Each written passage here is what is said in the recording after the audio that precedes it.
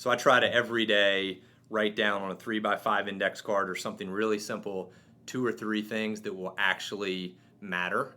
So that could be that it's, something that I know it's a phone call I need to make that's critical to the success or a key hire, but it really puts front and center the things that move the needle, because over the years I've personally done it, and I've watched a lot of people get sort of distracted by just being busy and having a lot of challenge sort of filtering out the signal from the noise and what matters. And so I try to force myself to do that every day. And I sort of recommend to everyone they do that. It's just, to me, it's very clarifying. So that practice of, what moves the needle, I literally do that. I write on a 3x5 index card, I write at the top, WMN, what moves the needle, and I write 2 or 3 things below it. Welcome to the Follow My Lead podcast, where we transfer stories and best practices of today's leaders to the leaders of tomorrow, with your host, John Eads.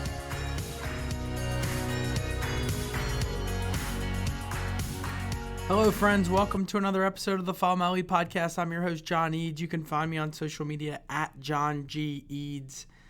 Today's guest is someone I've wanted to have on the show for a long time, Mac Lackey. He's an entrepreneur for over 20 years. Mac's built and sold 5 companies. He's raised over $75 million in capital. He and his startups have been featured in CNN, The Wall Street Journal, Fast Company, USAToday, and the New York Times. But beyond his professional credentials and successes, is just really an exceptional man. And I asked Mac some really tough questions, probably harder questions than I've ever asked anybody, including what's the best investment he's ever made? What makes a really great leader? What's the difference in a leader and a manager? What advice he would give to any professional, just one bit of advice he could give to any professional. And his answer was really, it blew my mind. He talked about what moves the needle and his process for figuring out what to do, what's most important to do every single day. So it was just a fascinating dialogue. We went really deep in some areas. He's an insightful guy. I really hope you enjoy the podcast. It just keeps getting better as it goes. So without further ado, here's my conversation with Mac Lackey. Just a quick housekeeping item. This podcast is brought to you by LearnLoft, a professional development company focused on providing education that delivers value for the modern professional. Check out their online leadership programs, blogs, resources, and podcasts at learnloft.com. Their brand new 10-day leadership challenge program is set to be released this week, filled with leadership videos, challenges, and social interactions to help you become a better leader in just 10 days. Well, Mac, thanks so much for being here. Excited to be here. You're one of the few people that I think that has made a really big impact on me, just watching the way you've progressed throughout your career, different ventures. Your style, you're different than me. You're a little bit more laid back, a little bit quieter. So for people that don't know Mac Lackey, tell the audience a little bit about yourself, where you're from, family life, etc. Sure. Well, that's funny. People don't typically call me laid back, so that's interesting in your perspective. So I'm actually a native Charlottean. Grew up here in Charlotte. Have been a lifelong entrepreneur. I started my first company about 6 months out of college. And have really had a blast building and growing startups over 20 years now. So a lot of my life is sort of divided between a passion I have for soccer, which has kind of bled into some of my businesses, and certainly my personal passion around that, and then startups in general, and then of course I have a family that occupies a lot of my time as well. So those are kind of the 3 big buckets of my life. You mentioned soccer being a passion. And I think a lot of young people, either like or dislike their job because it is what they're passionate about or it's not what you're passionate about. How do you coach people that say, I want to leave my job to follow my passion? How do you respond to someone that says that to you? I think it's a great question, because I have been very fortunate in that most of my life and my companies have been around something I'm really passionate about. In some cases, it's vertical, meaning it's soccer, it's a subject matter. Other times, it's just I'm passionate about growth, or I'm passionate about learning something new. But when people come to me and are interested in following their passion, I'm generally very supportive of that, because I to some degree think I've made a career out of doing things people told me would be challenging or I couldn't do. So I certainly don't discourage that, and I think it's a real gift to be able to show up to work every day doing something you love, and that will get you through tough times like nothing else. When you mentioned you decided to do some things that people told you couldn't or shouldn't do, Right. was it because of money? Was it because they didn't think you could monetize it, or just because they didn't think you had the ability to? I think it's changed over time. I think when I was first starting out, I was very young, inexperienced, so I think people just didn't think I would have the ability to pull it off, whatever it would be. As I gained some experience, then I think people got more critical of the actual idea. We launched an apparel company, which was a pretty big deviation from some of my tech roots, and even one of my mentors, told me I was crazy, that it wouldn't work. And it ended up being a very successful business, largely driven by passion. We really wanted to see it work, and so we figured it out.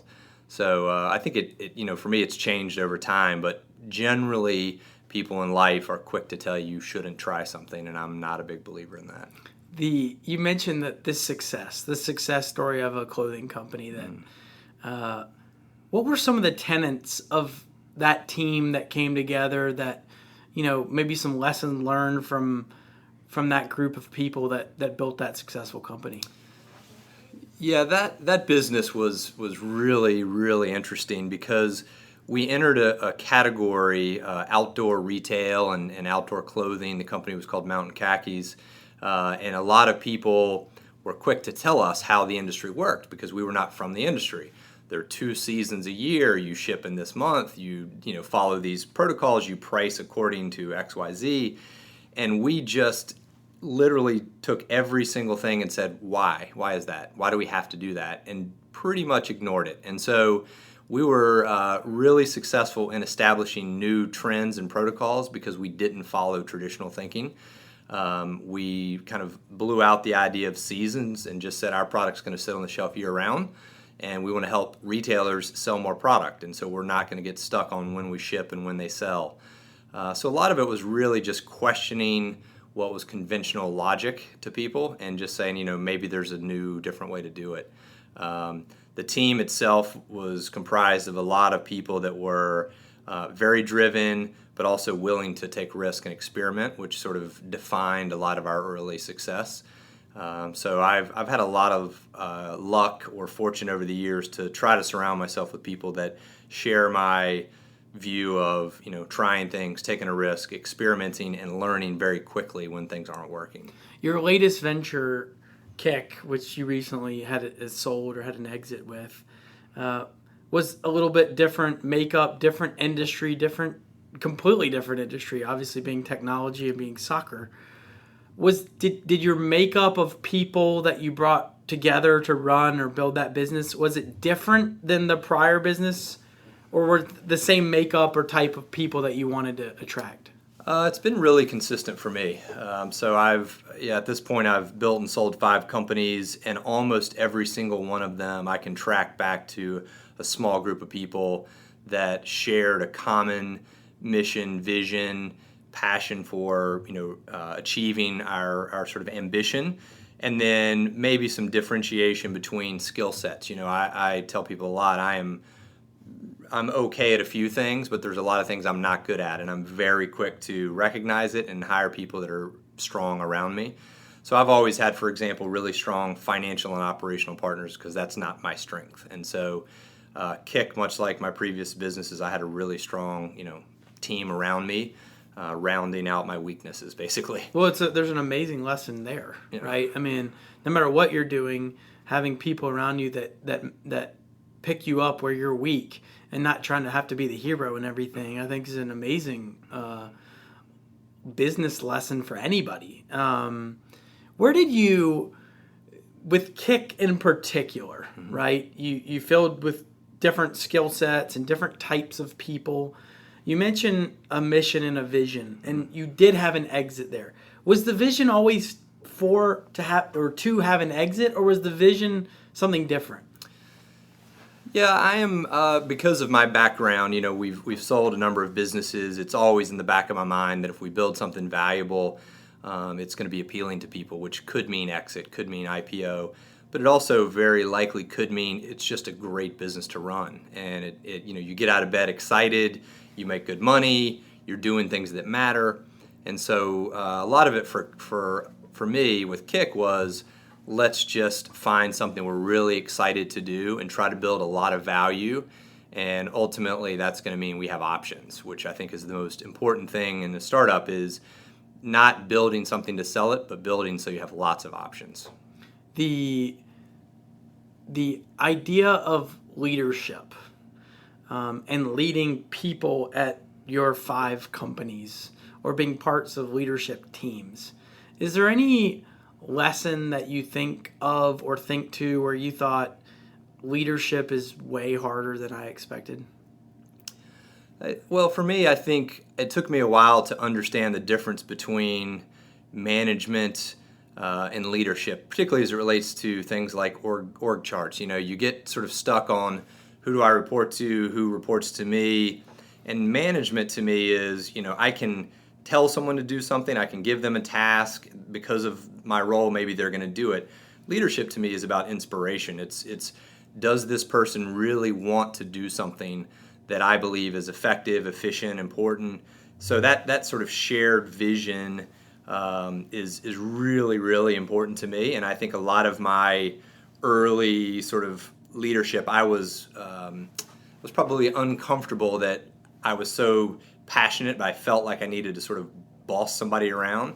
And as I matured as a leader, I think it's really just sort of sharing the vision, making sure people understood why I was excited, why I saw an opportunity.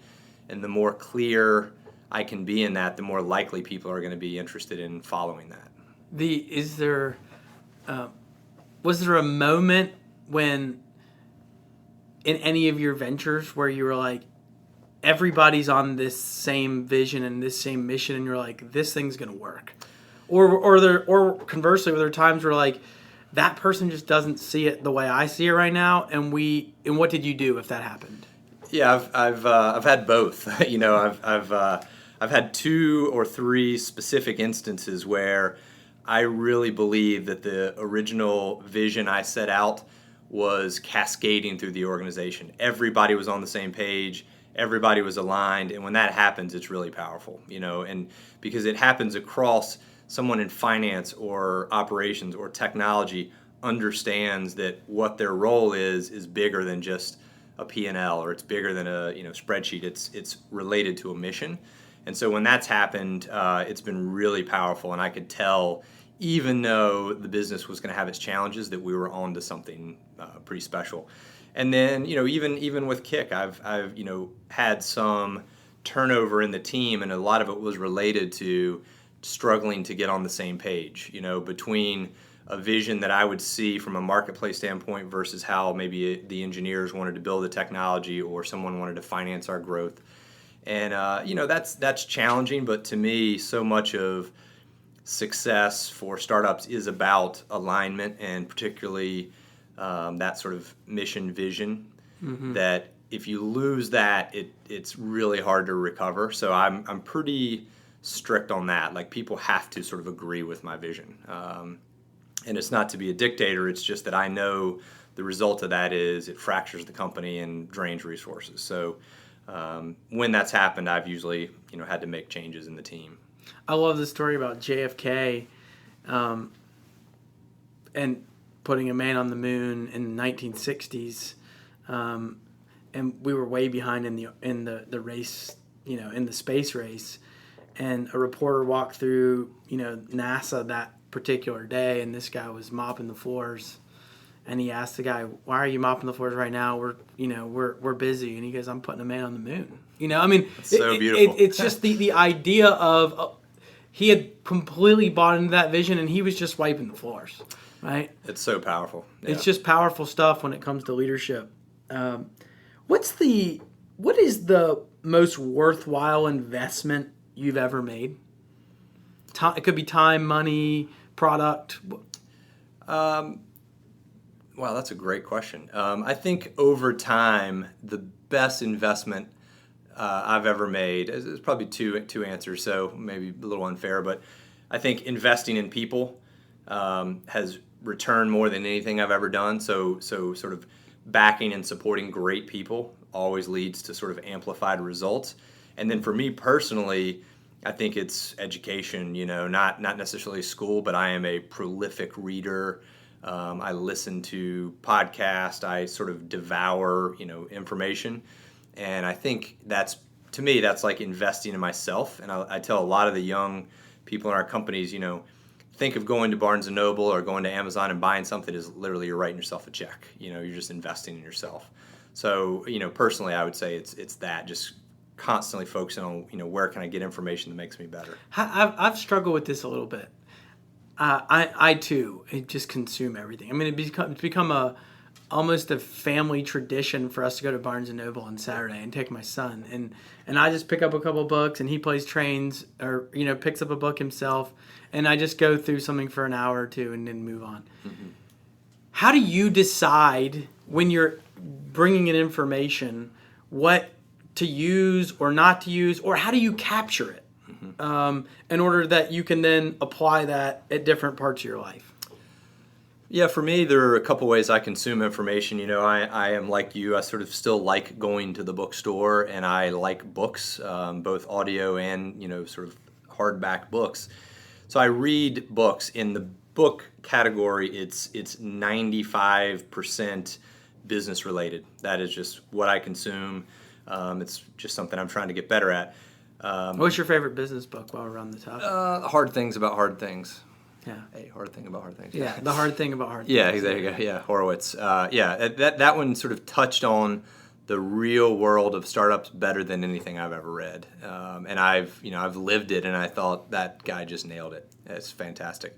But, I also tend to I buy a lot of magazines, but I buy magazines cross-category. So if I'm at Barnes & Noble, I pick up architecture magazines. I don't know anything about architecture. And so I try to really force myself to get outside of business to expose, sort of different ideas. And then the other is just I always ask smart people like you, what are you reading? What's the best book you've finished? What are you handing people to read? And that always is a great filter. So I get great recommendations from friends and people I respect. I think it's amazing how much time, energy, effort, thought goes into writing a book, and how many people just disregard it because it's not the medium they elect to choose, or not, it's not TV or something.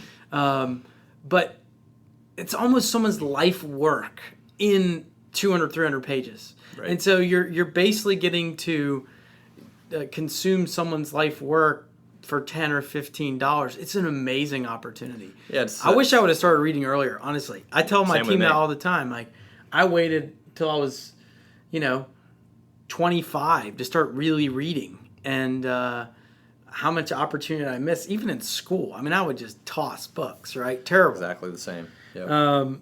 What's the one or two things that you would recommend to every business person to improve reaching personal or professional goals?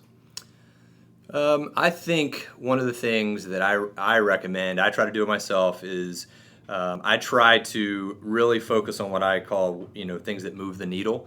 And so taking my to-do list, like a lot of people's, can end up being several pages of, unchecked boxes. So I try to every day write down on a 3x5 index card or something really simple 2 or 3 things that will actually matter. So that could be that it's, something that I know it's a phone call I need to make that's critical to the success, or a key hire, but it really puts front and center the things that move the needle, because over the years I've personally done it, and I've watched a lot of people get sort of distracted by just being busy and having a lot of challenge sort of filtering out the signal from the noise and what matters. And so I try to force myself to do that every day. And I sort of recommend to everyone they do that. It's just, to me, it's very clarifying. So that practice of, what moves the needle, I literally do that. I write on a 3x5 index card, I write at the top WMN, what moves the needle, and I write 2 or 3 things below it. So I think that's one. Do you do that before you open your email? Realistically, not every day. Yeah. I try to do it before I dive into too much. But a lot of times, I do sort of peek at my email to see if there's anything pressing or burning. But that's usually the first thing I do when I sort of show up to the office is do that. And I think that's important. What moves the needle? Yeah, I might have to borrow that. Yeah. No, it's helped. It's helped me a lot, and it's a good practice in terms of leadership. What you talk a lot about is sitting down with someone and asking them the question. If there's someone that reports to you or in their different division, is asking them what will move the needle for their division, for your organization, and getting someone else's perspective on that. It's really, really clarifying. Because once they buy into that, then you're off and running. Yeah, right? And if you can get alignment around that. That's right. Sometimes as a leader, you mentioned earlier about your vision and your mission. If someone doesn't get on board with it, you realized it pretty early. Is there anything that you tried to do or did do when people didn't buy into that, or did you just kind of cut bait? I'm not. I probably don't have the best discipline about cutting bait because I tend to. I like to think I'm a good person. I care about people, particularly if we've gone through the process of getting them on the team. And so I struggle through that sometimes, like trying to get to alignment, trying to help them understand. And my personal style is I want them to understand and appreciate what I'm trying to do. And so a lot of it, again, comes back to inspiration. But if I can tell, ultimately, if I can't get someone bought in or inspired by this mission or vision, it probably just isn't going to click. And that's when I kind of get to the point that it's just, I have to cut bait. Yeah. Well, you come across, and I know that you are one of the most, when I think of you, I just think of trust for some reason. I don't know why that word comes to my mind, but I feel like I could just trust you with anything, right? I appreciate that. What have you done in your life or in your professional lives or even your personal relationships to build trust? Because it's such a big part of leading teams, and when things aren't going well, for people to know that they can still trust that you have their best interest in mind. What are some of the things that you've done to build trust? Well, again, I appreciate you saying that. I think I try to do the obvious things, right? Sort of do what I say I'm going to do. My dad gave me a lesson early in life that I've really tried to stick to, which is kind of a funny one. It's made a lot of difference, which is he said, show up 2 minutes early. So I generally, to a conference call, will call in at 12:58, not 1 o'clock, and I usually show up to meetings early. And that, to me, just shows a little bit of respect for other people's time. And so even if someone is 4 or 5 levels below me theoretically on an org chart, I try to have that same level of respect, like I respect your time. And so, over time, I think if people see some of that, hopefully you start to build some credibility with them. But I'm certainly, I've made plenty of mistakes, and I think I've done, plenty of things over time that, maybe people would question that, but that's my intention, and I think it's just, trying to do that stuff. Yeah, well, it's not an easy thing to do, particularly people with time management issues, but I think you're 100% right. It doesn't matter what level of the organization you are. If you're a new hire to your COO, if you're on time, it definitely shows that this person gives, they care, no matter who I am. And I think it's a great example. I've wanted to ask you this question for a long time. What advice would you give your 22-year-old self now that you've had 5 successful exits, you have 2 healthy kids, good personal life, good professional life? What would you give that 22-year-old Mac? 22-year-old Mac was... That was right when you were starting your first company. Yeah, exactly. Yeah, I had a lot of... I think I had a lot of drive and ambition, but I don't think I had yet the confidence that if I could sort of go back in time, I would sort of look in the mirror or tell myself to be really, really confident. Do your homework. Don't just do things blindly. But once you build conviction around something, just really, really go all in. And I think as I've gotten older, I've realized that there just aren't many things that you can't recover recover from pretty easily. So if you make a mistake, it's really not a big deal. If your business fails, it's not the end of the world. If you make a bad investment and you lose the money, I mean, all of those things are pretty easy to recover from. So having the confidence to really, really pursue kind of everything across the board, and it really, to me, it does go beyond your startup or your business. It's like, if you want to travel, I've now started traveling the world, but it took me a long time to feel like that was okay and that it was going to be okay. And so I've really tried to, change that about my own life and change that as I'm sort of raising my daughters in their minds. It was a big motivation for me to travel, was for them to not be nervous about travel like I was when I was coming up. Well, that leads to one of my favorite questions, which is, what's harder, leading at home or leading at work? Yeah, for me, it's probably leading at home. I think I'm really fortunate to have a great wife and great daughters, but I tend to still question myself because the consequences are pretty. They do seem a little more severe. I know that kids don't break, but at the same time, I feel like if my startup fumbles, I'm going to be okay. But if my kid fumbles, it's gonna hurt pretty bad. So I probably find that more challenging. Yeah, it's so funny. I would say 9 out of 10 answers is that. And you would think, because you love your kids so much and you would just be this naturally good leader at home. And I mean, you have 2 girls, so for me with a daughter, it feels even more responsibility because I'm responsible for this person, right? And you don't want to set them up on this path of Tony Robbins and having to have an intervention because their parents did terrible jobs. Right, exactly, yeah. It's a lot of pressure to perform as a parent, but also at work. And so it's interesting to hear even some of the best leaders that we've interviewed almost all say leading at home is harder. Yeah, I think that's right. If you could have dinner with any 3 leaders, living or dead, who would they be? 3 leaders. I think for me it would be sort of a group of, I really like reading about John D. Rockefeller. That's so dated, but it was so powerful what he did, both in the business and the philanthropic world. I would love to have time with him. Before you move on, we Yes. just wrote about this guy. Oh, yeah? Okay? At one point, he owed 90% of the oil in the United States. Current day would be worth $337 billion, and he was one of the most humble men on the earth. I mean, it was like every night he had a note at his bed, and he would say out loud to himself, essentially netting it out, you've accomplished a lot, but stay humble. Yeah. Just phenomenal story. Yeah, and I really think what's powerful, to model after people is people that have done something amazing on 2 levels, and maybe one led to the other. But I was just out in Jackson Hole with my oldest daughter, and you're looking around and like this Teton range exists because of John D. Rockefeller. He basically gave it to this country.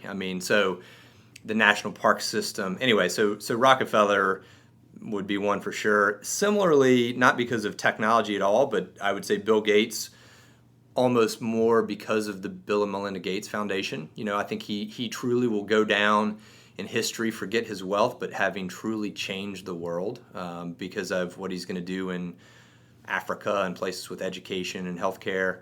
I think he's amazing. And then, Steve Jobs, I'm still a pretty big Steve Jobs fan. And so,